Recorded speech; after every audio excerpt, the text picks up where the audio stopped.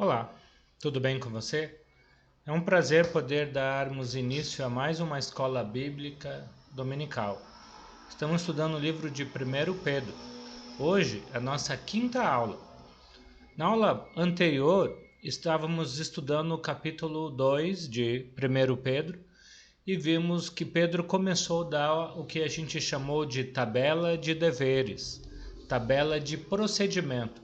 Pedro foi dando uma série de instruções de como nós cristãos devemos nos proceder diante de diversas situações. E agora, no capítulo 3, ele vai começar a falar de uma forma mais familiar. Por exemplo, capítulo 3, versículos de 1 a 6, ele fala como deve ser o procedimento da esposa para com o esposo. E nesse contexto de Pedro, o alvo aqui é a conversão do marido. Pedro está falando aqui com esposas, qual marido não é um discípulo de Jesus, não é um cristão.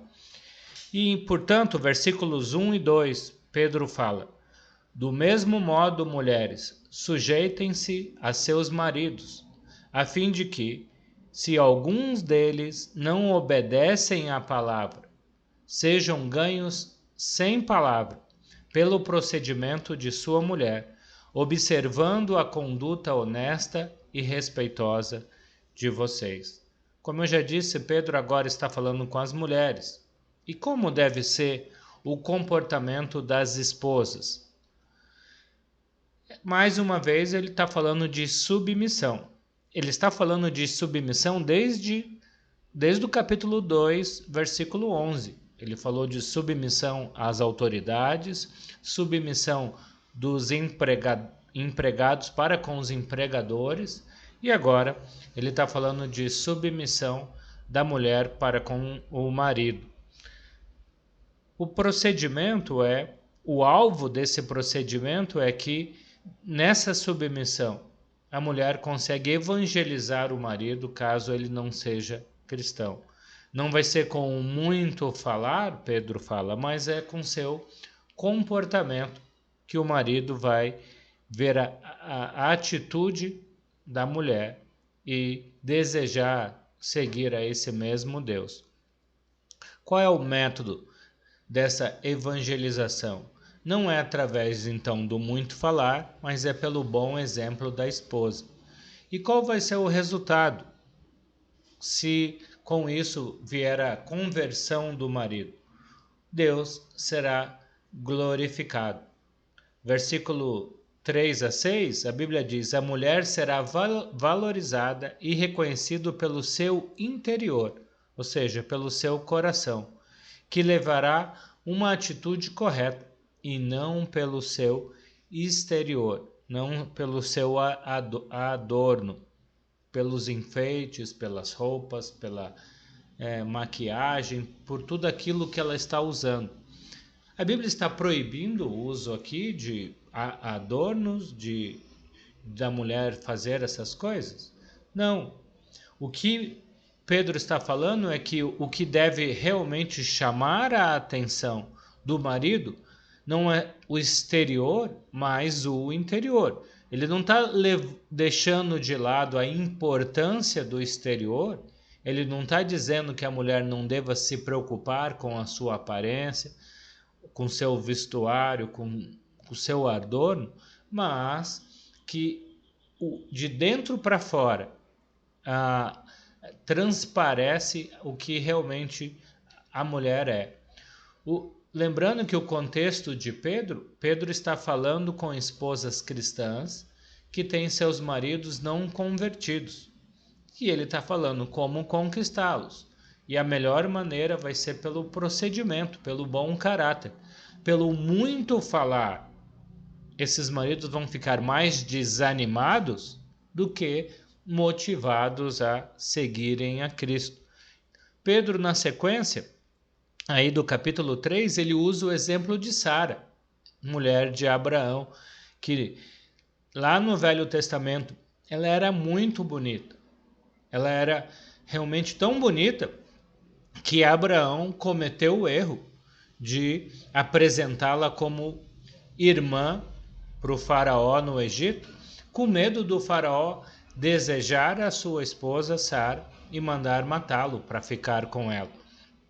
Mas Pedro vai dizer que mesmo com toda essa beleza de Sara, mesmo com o seu bem vestir, mesmo exteriormente ela sendo uma pessoa tão atraente, o seu interior, o seu comportamento, a sua submissão era algo que fazia ela se tornar mais bonita ainda.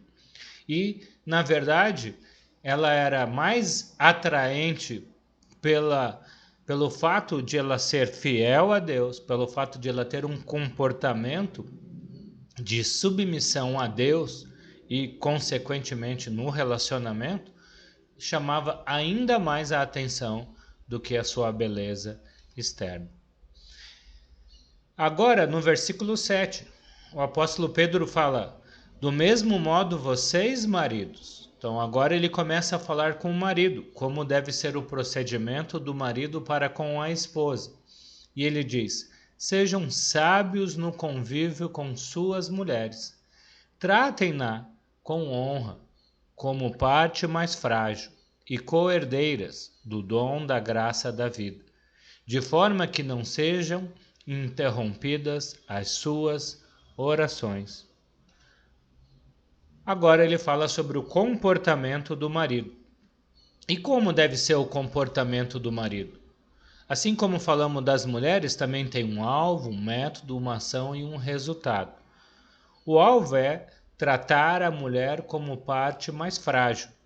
E aqui a gente não está falando no sentido que a mulher é inferior, que a mulher não tem a mesma capacidade que o marido, não é nada disso. Pedro está falando fisicamente mesmo, estruturalmente mesmo. O homem tem que entender que a mulher é mais frágil que o homem e deve cuidar dela, entendendo essa fragilidade como algo que leva o marido a proteger, a cuidar, a honrar a esposa. Ele fala: a mulher deve ser honrada pelo marido, porque ela é igualmente espiritual e digna de respeito. Então, o marido precisa respeitar e honrar a sua mulher. E, pensando de uma forma mais prática, quando o marido participa do lar com discernimento, apoiando as tarefas com bom senso e sabedoria, ele honra o trabalho e o esforço da sua mulher no lar. E qual é o resultado quando o marido faz a sua parte no relacionamento? Deus será glorificado.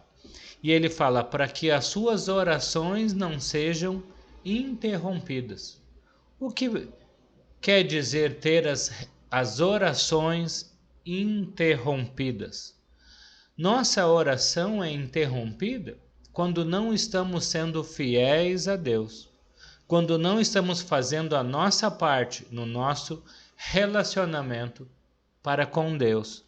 Isaías capítulo 59, versículo 1 e 2, diz que Deus não está surdo nem cego para não nos ver e não nos ouvir, mas o problema é que quando estamos em pecado, o nosso pecado cria um muro entre nós e Deus. O nosso pecado faz separação entre nós e Deus, de forma que Deus não nos ouve, Deus não nos atende. Se o marido não honra a esposa, se o marido não assume a liderança do lar com responsabilidade, ele pode causar o rompimento do relacionamento do casal com Deus. Pode levar o casal a viver em pecado. E por isso, as suas orações podem ser interrompidas. E agora, versículos 8 a 12 do capítulo 3 de 1 Pedro. Ele começa a falar como deve ser o comportamento do cristão de forma geral. Todos para com todos. Capítulo 3, versículo 8, ele diz: quanto ao mais, irmãos, Tenham todos o mesmo modo de pensar. Sejam compassivos, amem-se fraternalmente, sejam misericordiosos e humildes. Versículo 9. Não retribuam o mal com o mal, nem insulto com o insulto. Pelo contrário, bendigam, pois para isto vocês foram chamados, para receberem bênção por herança. Em todas as tabelas de deveres, em todas as vezes que Pedro falou do procedimento do cristão, do discípulo de Jesus, da cristã, da discípula de Jesus, sempre ele usou a palavra submissão, principalmente pensando que se eu me submeter a Deus, à vontade de Deus, o desejo de Deus, eu vou conseguir cumprir o procedimento que Deus espera de mim. E agora ele fala, porque somos submissos a Deus, nós vamos tentar viver em unidade, de forma compassiva, amando fraternalmente, agindo com misericórdia e humildade. Pedro dá uma lista de qualidades aqui que servem como alvo no procedimento do cristão. Unidade, por exemplo, o apóstolo Paulo em Éfeso capítulo 4, versículo 3, diz que devemos ter o mesmo modo de pensar. Difícil, né? Como é possível as pessoas terem o mesmo modo de pensar se eu penso de forma diferente de você? Na verdade, o texto não está falando que a gente vai ter o mesmo pensamento, mas o alvo é que mesmo tendo ideias, opiniões, gosto diferente um do outro, nós vamos agir com empatia, com amor fraternal, com misericórdia, com humildade, para que possa ter unidade na igreja. O que mais tem separado igrejas não tem sido doutrinas. O que tem mais causado divisões em igrejas são ideias diferentes. O meu pensamento sobre uma determinada tarefa não condiz com o pensamento do outro irmão sobre aquela mesma tarefa. E aí acabam dividindo a igreja para que cada um faça a sua tarefa do seu jeito. Então, na maioria das vezes que eu vejo igrejas se dividindo, dificilmente é por questão doutrinal. Geralmente é porque na hora de pensar em fazer algo em comum, em conjunto, não tem unidade, não tem empatia, não tem valorização do próximo, não tem misericórdia e, consequentemente, não tem humildade. Por isso que essas 5 palavras aqui difíceis, desafiadoras do apóstolo Pedro, estão em outras cartas da Bíblia. Como eu já disse, Paulo pede aos Efésios, em Éfeso capítulo 4, em Efésios capítulo 4, versículo 2, para que eles também tenham a mesma unidade, o mesmo modo de pensar. A empatia, né, ou ser compassivo, né, também é visto várias vezes na Bíblia. Amor fraternal, por exemplo, em João capítulo 13, versículo 33 e 34, o próprio Jesus disse que você e eu seremos reconhecidos como os discípulos de Jesus quando tivermos amor um pelo outro. Misericórdia, no próprio capítulo 4 de Efésios, Paulo reforça que a misericórdia é um dom do Espírito Santo.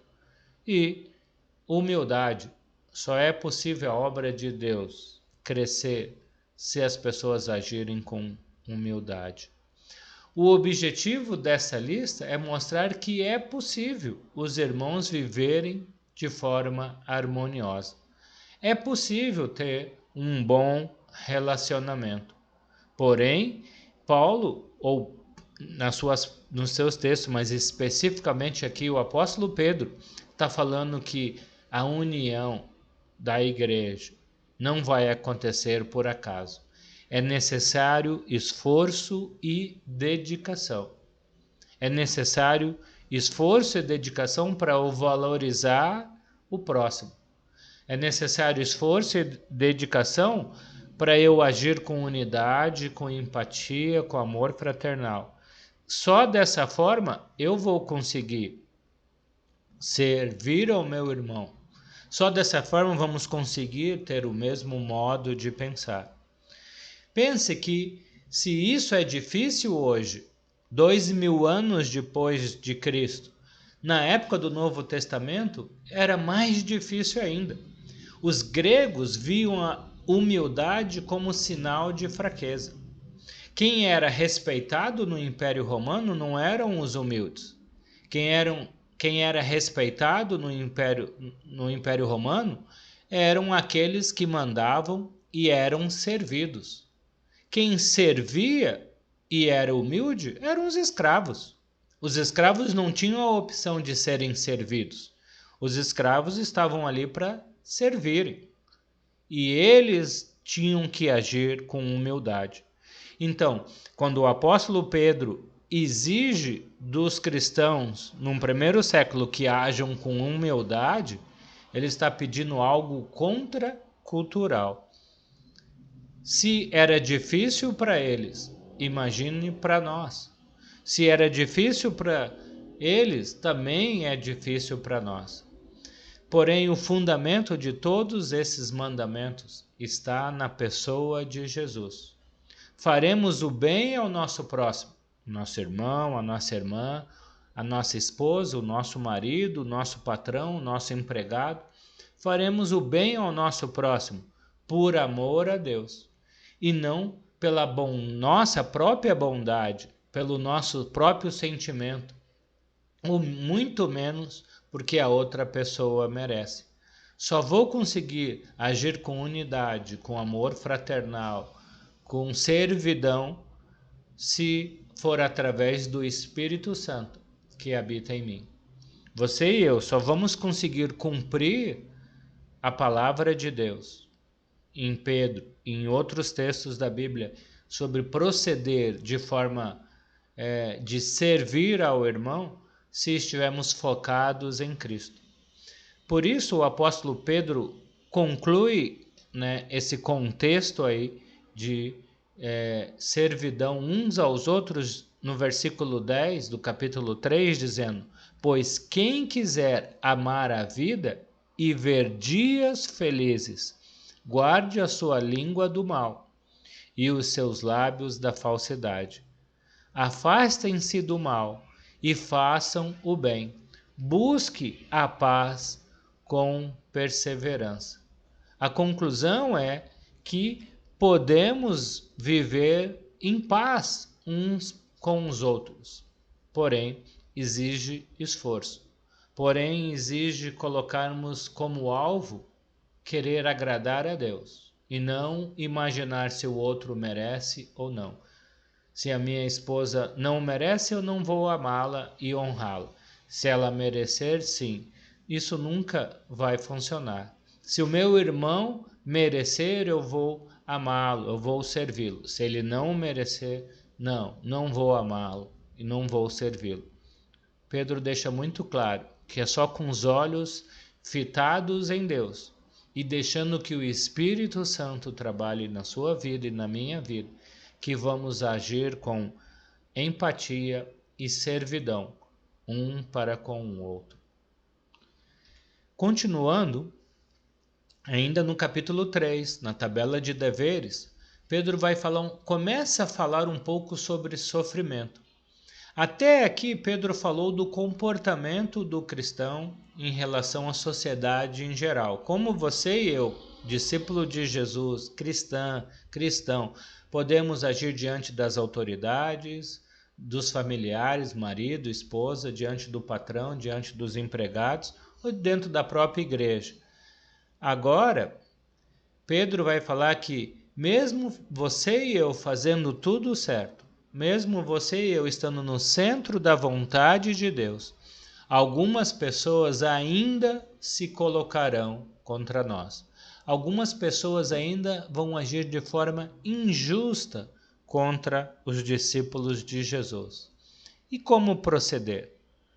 Pedro fala agora do procedimento que o cristão deve ter para com pessoas que se opõem aos cristãos. Acompanhe comigo, versículo 13 e 14. Quem há de maltratá-los se vocês forem zelosos na prática do bem? Versículo 14. Todavia, mesmo que venham a sofrer porque praticam a justiça, vocês serão felizes. Não temam aquilo que eles temem. Não fiquem amedrontados. O cristão debaixo da perseguição é o tema central da carta de Pedro. Ele fala que mesmo fazendo o que é certo, mesmo fazendo a vontade de Deus, não estamos isentos de sermos perseguidos, de sermos injustiçados, de sermos maltratados. Por quê? Porque isso aconteceu com Jesus. Jesus foi morto mesmo vivendo sem pecar. Se somos discípulos de Jesus, vamos procurar viver corretamente, agirmos de forma justa para com todos, porém, ainda assim, podemos ser perseguidos pelo mundo que não entende, que não tem esse compromisso com Deus que você e eu temos. Enquanto o mundo, por outro lado, teme a morte e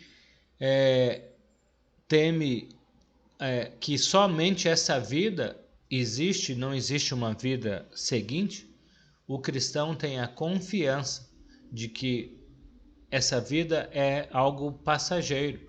Como Pedro está falando desde o capítulo 1, que estamos nesse mundo como forasteiros. E o nosso alvo é vivermos eternamente com Cristo. E isso vai nos motivar a não retribuir o mal com o mal. João capítulo 16, versículo 36, Jesus já tinha nos alertado dizendo: eu lhes disse essas coisas para que creiam, né? Para que em mim vocês tenham paz. Eu lhes disse essas coisas para que em mim vocês tenham paz. Nesse mundo vocês terão aflições. Contudo, tenham bom ânimo. Eu venci o mundo. Jesus nunca nos enganou. Jesus nunca nos enganou. Ele sempre nos alertou que neste mundo passaríamos por dificuldades, mesmo fazendo a coisa certa. E finalmente, os versículos 13 a 22, Pedro vai dizer: santifiquem Cristo como Senhor no coração.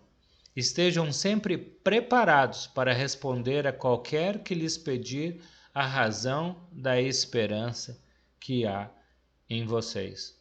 O que quer dizer a palavra aí no versículo 15? Santifiquem Cristo como Senhor no coração. O que quer dizer santificar a Cristo como Senhor?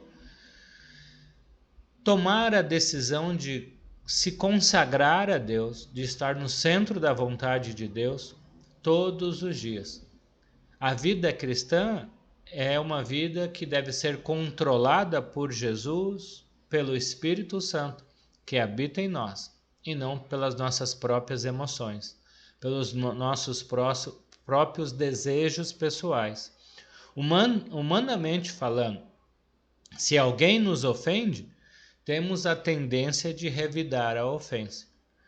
Pedro está falando: eu só vou conseguir não retribuir o mal com o mal se Jesus estiver no controle da minha vida. Eu só vou conseguir agir com os procedimentos que ele está nos instruindo aqui, não retribuindo o mal com o mal, servindo ao esposo, servindo à esposa, respeitando as autoridades, servindo uns aos outros, se Jesus estiver no controle de todas as coisas. A consequência de vivermos no centro da vontade de Deus, fazendo a coisa certa, é que ele fala: estaremos preparados para responder à razão da nossa fé em Jesus. A palavra preparado para responder No grego original é apologia. Apologia quer dizer defender. A Bíblia fala que quando você e eu agimos de forma correta de acordo com a Bíblia, as pessoas vão perguntar: por que que você age assim? Por que que você foi injustiçado e não agiu com injustiça? Por que que você faz o bem mesmo se a pessoa não está merecendo o bem? E o apóstolo Pedro fala: desta forma, quando você falar de Jesus, as pessoas vão ver que você vive o que você prega.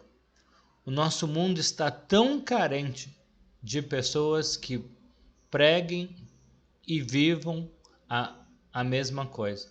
O mundo não aguenta mais hipocrisia. Hipocrisia no próprio mundo religioso, onde as pessoas pregam uma coisa e vivem outra. A Bíblia está dizendo que a nossa maior força para falar de Jesus para as pessoas é quando elas olham para o nosso procedimento e não têm do que nos acusar. Irmãos, ninguém está falando aqui de uma vida perfeita, no sentido de não cometer falhas, não cometer erros. O que o apóstolo Pedro está motivando você e eu através dessa carta é vivermos cada vez mais permitindo que o Espírito Santo, através de Jesus, venha trabalhar em nossas vidas, venha nos controlar cada vez mais. Porque quanto mais estivermos sobre o controle do Espírito, mais as nossas atitudes vão condizer com as nossas palavras. E isso é o maior instrumento de evangelismo nas mãos de Deus, porque as pessoas estão carentes de pessoas que vivem em santidade de vida conforme a palavra de Deus. Que o Senhor nos abençoe para sermos essas pessoas que realmente agem de acordo com a vontade de Deus, para a glória de Deus e para o nosso crescimento espiritual. Vou parar aqui.